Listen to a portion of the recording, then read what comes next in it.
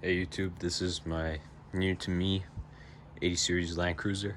It's a 96 model, so second to last year of the 80 series. And I'm just about done with my build now, so I thought it's time to do a video on it. I'm gonna do this one take, no edits, no cuts. Gonna try to get through everything as quickly as possible. And I'll probably make more detailed videos in the future, but this is just to, just a general overview of everything. So let's go ahead and get started. I'm just gonna go around the vehicle. I'm gonna start at the front. Got an ARB Deluxe bar. ARB needs no introduction. They make great bumpers and other gear. So it's kind of like the first thing I put on this truck was an ARB bumper. A little later down the line, I put this Warn winch. I've always gone for cheaper winches in the past, and I felt like it was time to finally buy a Warn. They're not cheap. This one was a little more than $500 if I remember correctly, but it's 10,000 pound winch, so it's plenty of power for this. And we've got steel line because I don't use my winch that much, so it's good enough for me for like the 1 or 2 times that I need to pull myself out. That's gonna be good enough. Got Rigid Industries Floodlights here, about $150 for the set. They work really well. It's got its own relay and fuse under the hood, and I've got a switch in the dash. Turn them on whenever I want. I actually use them instead of my high beams usually because I still have standard bulbs in there, so they're really good lights. For the license plate here, ARB mounts it up top, which is okay. I guess it'll kind of like stay there. But I just didn't like it because it blocks airflow into the radiator.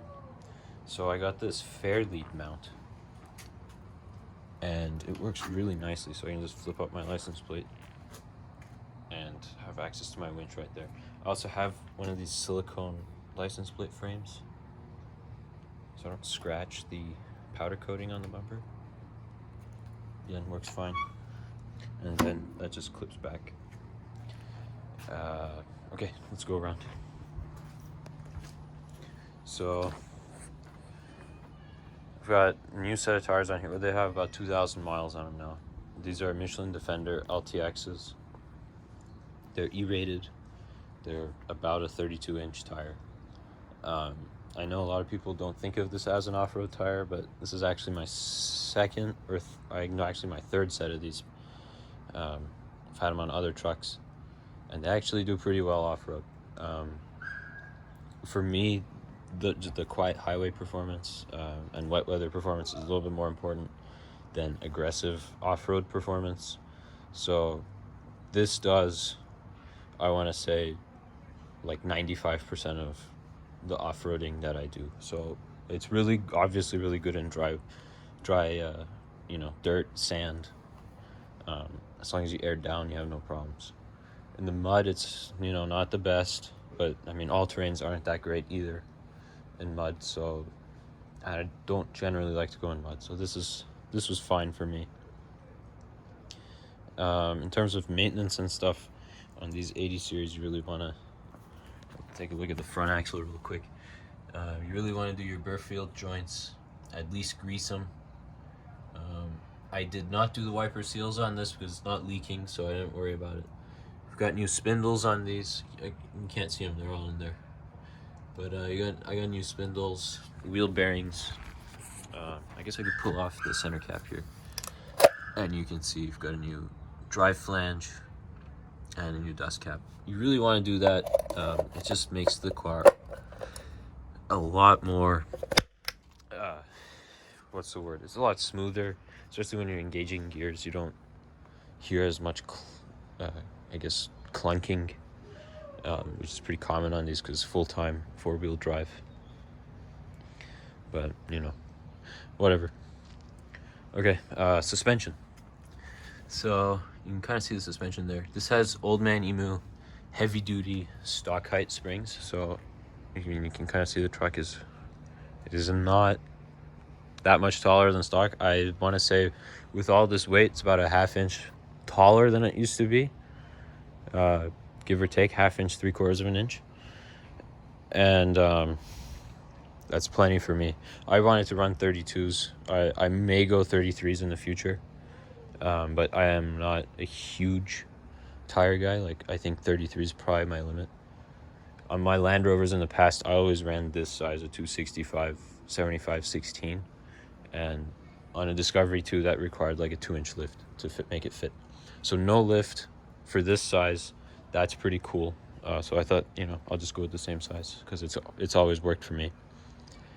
Again, I might go 33s. If I go 33s, it's going to be fine on this suspension because 33s fit with the stock springs. So I'm happy with that. And if you saw the blue there on the shock, that's a Bilstein 5100. Got them all around. Again, really nice shock on the highway. Really nice shock on corrugations off-road. They just work really well. I've got them on all my trucks. Again, they're really good. They're not too expensive. I think maybe in the future, I might go with Kings. I don't know, maybe when these wear out, but so far these are enough shock for me. But I don't know, maybe if I add a roof rack and more weight on top, maybe I might need more shock. As you can see here, I still have the factory side step, which is gonna go soon. I have some white knuckle off-road sliders on order. Should be here within a month, so those are on the endangered species list. Gonna yank them off pretty soon. So I'll make a video on that for sure. On the back here, we've got some stickers, and again, you've got a Michelin tire. You can see there's a good bit of space in here. The wheel tucks up really nicely. It's real flexy. I've got a pretty basic mud flap here. I just used the factory screws that mounted the factory mud flap. I just kind of poked them through the rubber here, and they're just, truck mud flaps, really floppy. They seem to work well. Haven't had any issues. So those are gonna stay. And on the others, I got it on the other side too. Same setup, except I got a cutout for the exhaust there.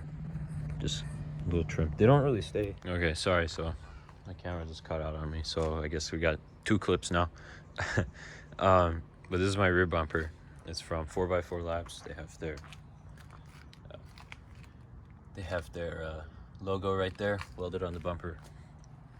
It's a really quality bumper.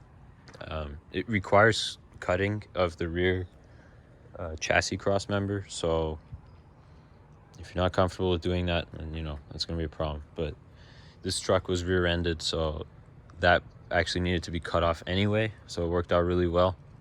The frame was still straight, so this bolted right up.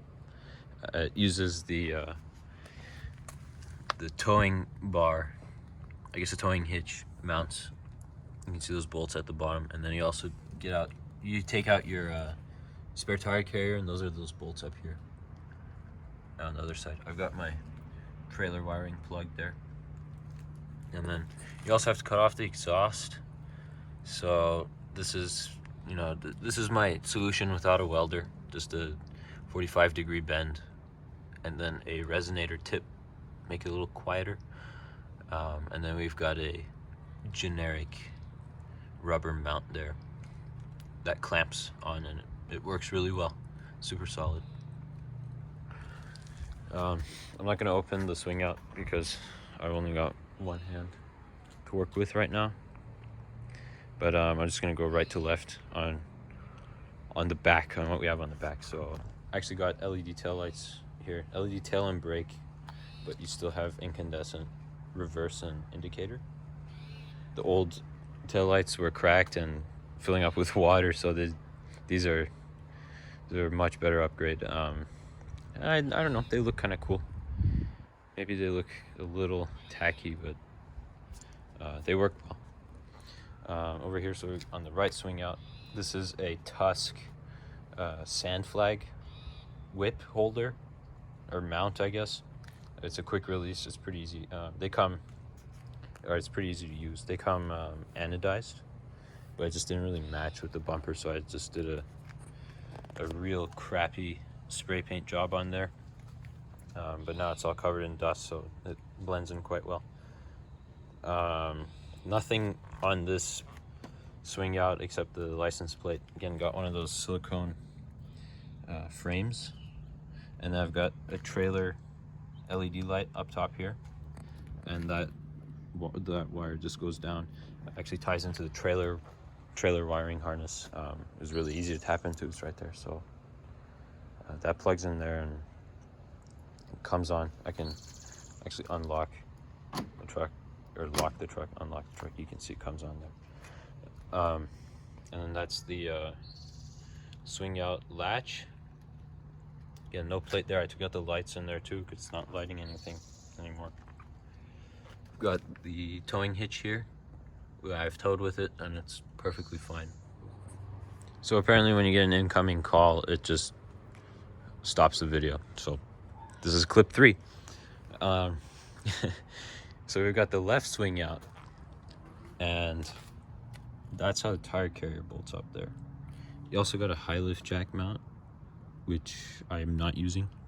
Don't need to use a high lift jack, I guess, for my style of off-roading. I don't do anything that extreme. And again, got a new spare, just a matching spare. It's full-time 4-wheel drive, so nice to have a matching spare. I just used some cheap, these are Gorilla lug nuts from Amazon. They come in a pack of 4. I think it was like $5. They're for steel wheels, but I put a washer on the end so it doesn't mar the aluminum, and it seems to work fine. And if you're wondering, I plan on doing 5 tire rotations with this, so the spare's going to get rotated in as well in the next oil change. So that's the rear. And I don't know if it'll come up on camera, but I do like the way the mud flaps look on the back. Just kind of gives it a wider stance. I don't know. And there's somebody screaming in the background. I don't know who that is. I have nothing to do with it. So this is the passenger side. You can see the exhaust there. It's tucks up nicely. It's not too exposed. I mean, I'm sure you could, if you didn't put anything, like any extension, it would just kind of be coming off the frame right there, and that would be probably ideal for rock crawling and stuff. It's not going to get in the way at all. I just needed it to be a little bit quieter, and that works. Because if you guys don't know, the 1FZ is a pretty whistly engine. It's not a turbo either, but kind of sounds like it has a turbo. Yeah, again, we got those factory side steps, which are gonna go. It's kind of a shame though that I'm gonna get rid of them, because they're actually kind of nice. They're nice and big, and I mean, they have the Toyota logo on there. They fit really nicely, so kind of a shame, but oh well. The new rock sliders are, I did get a diamond plate on top, so you can still use them as side steps, but they bolt to the frame, obviously. And again, that's the front end over there. So I'm gonna move up a little bit. So got the I don't know if anybody's wondering, but I did replace these with just basic Rainx wipers. They actually work great. Those are like the $7 ones on Amazon, and they work fine.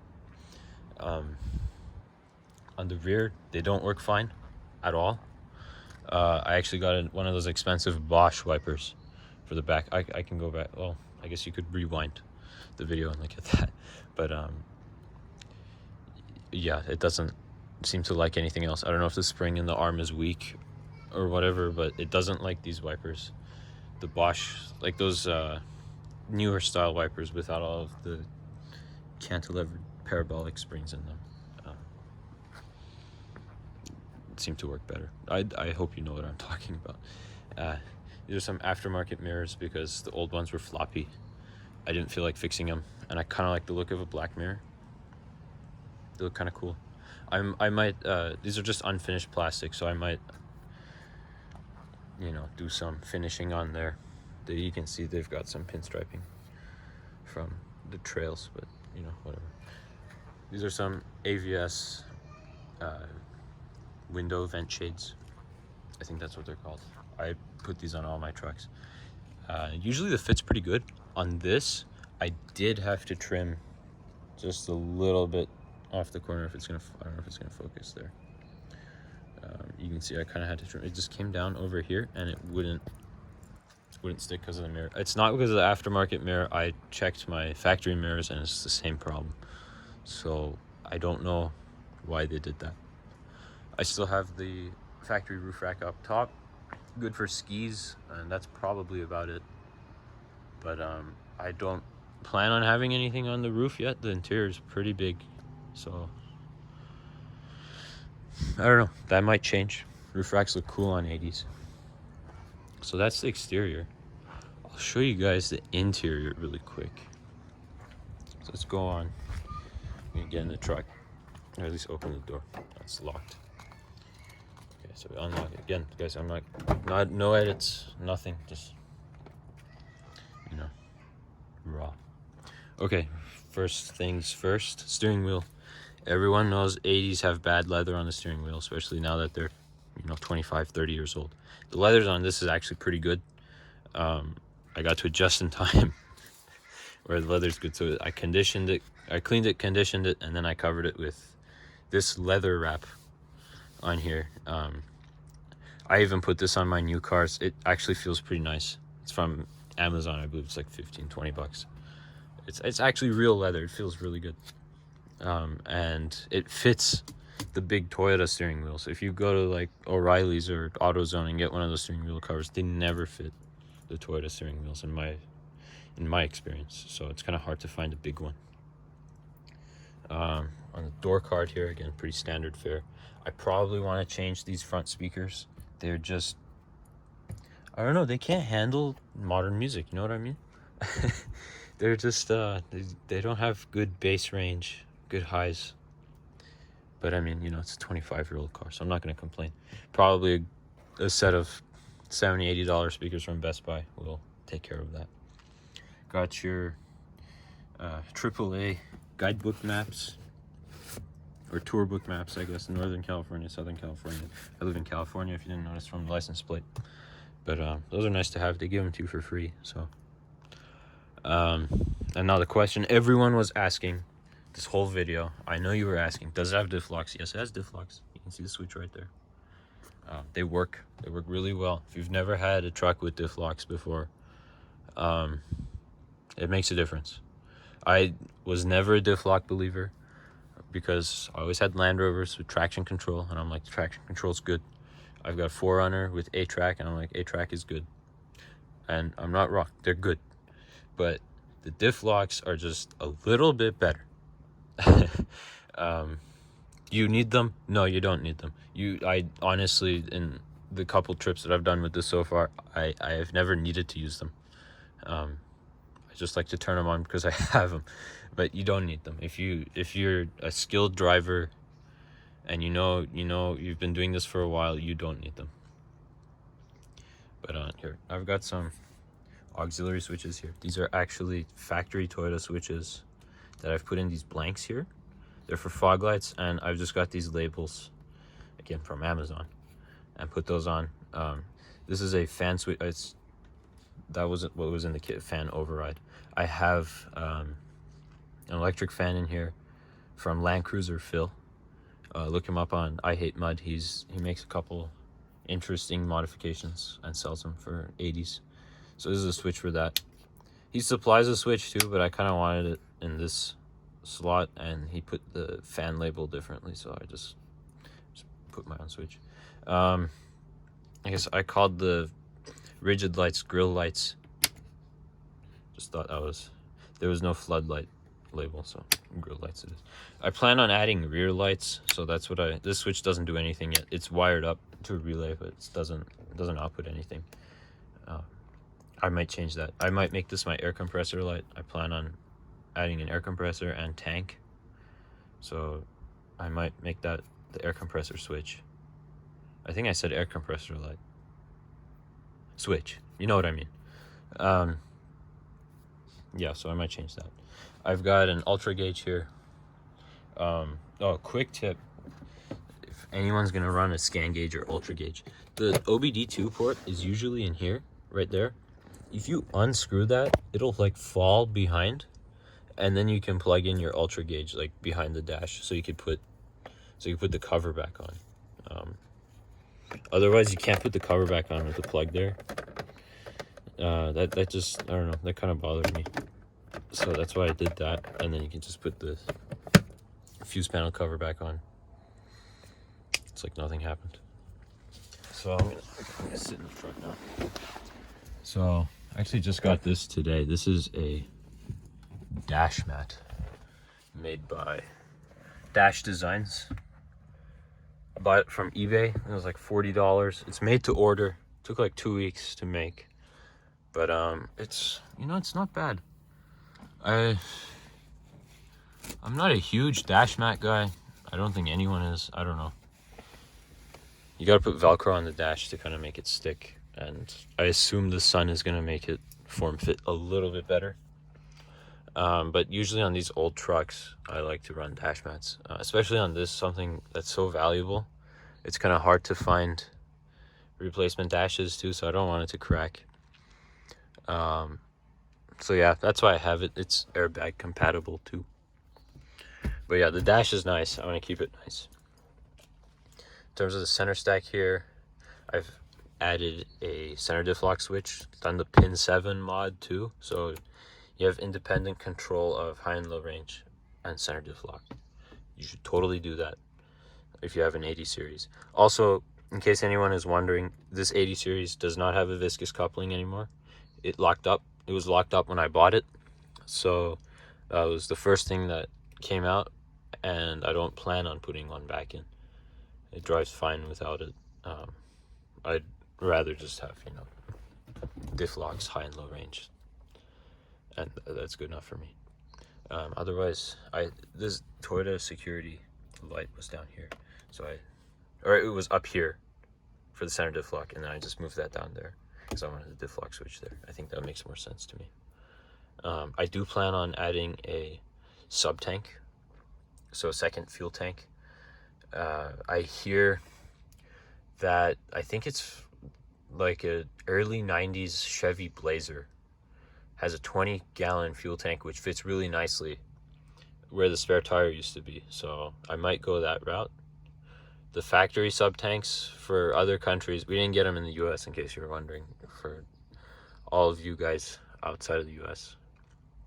We didn't get sub tanks here, so I think this factory one was a 13-gallon, so I kind of want a little bit more for all that effort of retrofitting one. So I think I'm going to go with the 20-gallon, and I'm going to put the sub tank switch there because I think that's where it is. If you do have it, it's an automatic. It's an A343F. It's a good transmission. No complaints. HF2A transfer case, full-time 4-wheel drive. Good transfer case. No armrest, which is super annoying. I don't know why they did that, but I guess I'll probably swap out the console at some point. In the US, we got sunroofs. Sunroof, it's dirty. I never use it, but it's there. These are, I guess, rest of the world spec sun visors. Genuine Toyota. Swapped them out. No mirror for the driver, and then you get a tiny mirror for the passenger. But they're not floppy anymore, so you can buy those from, well, basically anywhere. They're just genuine Toyota parts, and they fit perfectly in this.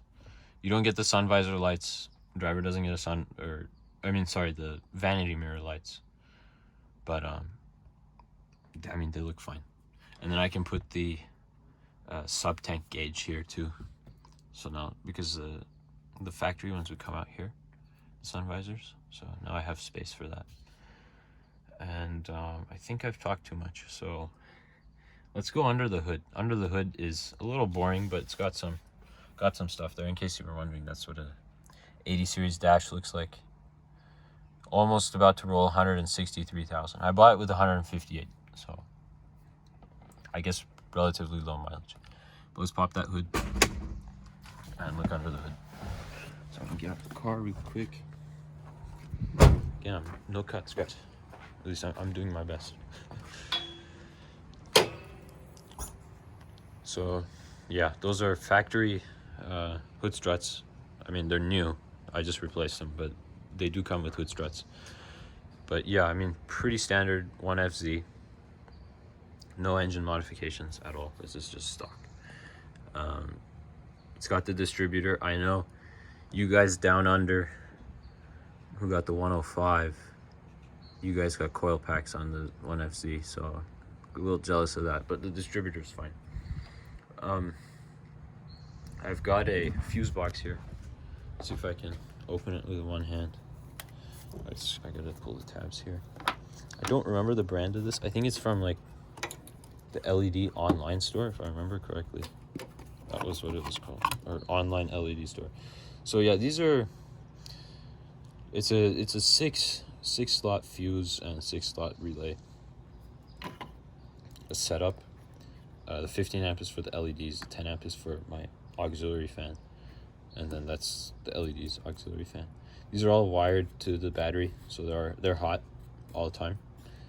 And these three are wired to those switches I have inside the dash.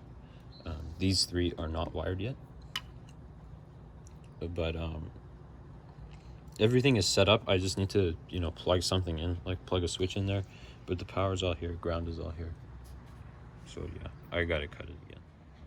Okay, sorry, I got interrupted again. Yeah, so everything's pretty standard fare. Replaced a bunch of hoses. Well, actually all the hoses. Couple gaskets. I had an EGR code when I bought it, so I had to take the intake off and fix that. That's pretty common. New vacuum hoses, mostly. At least the ones that were hard to get to, I replaced. Yeah, new fluids everywhere. Spark plugs, spark plug wires, distributor rotor. Distributor cap and rotor. That intake snorkel is new. New radiator. That's my electric fan right there. We got a new fan clutch, new belts. You can see new idler, water pump, all the good stuff. And yeah, we got a dual battery kit going on here. So this is from the 91, 92 Land Cruisers with the 3FE. So they had the battery on the passenger side, bolts up. You have to do a little bit of trimming for the fan shroud, but I mean it bolts up just fine. And you can see like the hood blanket has a cutout for 2 batteries too, so it's kind of funny. But yeah, I've got 2 identical 27F interstate batteries. They're in parallel. No, they're not isolated. I haven't done that yet. That's on the list. The budget wasn't there when I got the battery and the kit, so that's gonna happen eventually. But yeah, I'd like to isolate them, make this just the house battery. Probably would change this out, or I don't know, I might just keep it like this, see how it does. But I probably would change this out to an AGM deep cycle, not just a starter battery. But it's, believe me, it's the winch works really well with 2 batteries connected to it. And then I used the sleeve relocation kit to put the washer bottle there. It wasn't too hard to do, although it took a lot longer than I thought it would to get this all set up, but I guess I took my time. But yeah, they give you the wiring and a bit of split loom for the pump, because you gotta extend the wiring there. It goes all there. It's not as solid as I'd like. It definitely moves more than I'd like, and it also hits the old school diagnosis port there, or the little jumpers. I don't know if that's zooming in properly, but you probably know what I mean. Yeah, you can see that it's a really long and narrow engine, straight 6. But yeah, I got a new engine plate there. I guess a little sticker that tells you what the hell it is. It was missing, so I don't know, kind of had to have that. And that's my 80 series. Again, it's been a super guess, long but brief overview. There's a lot to this truck, but I went pretty fast over everything, but I think this is going to be a long video. Yeah, but that's it. So yeah, sorry, it's kind of, I guess it's a little long-winded, but gonna make a lot of videos on this, so hope you guys are interested. Comment below what you guys want to see specifically, and yeah, that's all I got.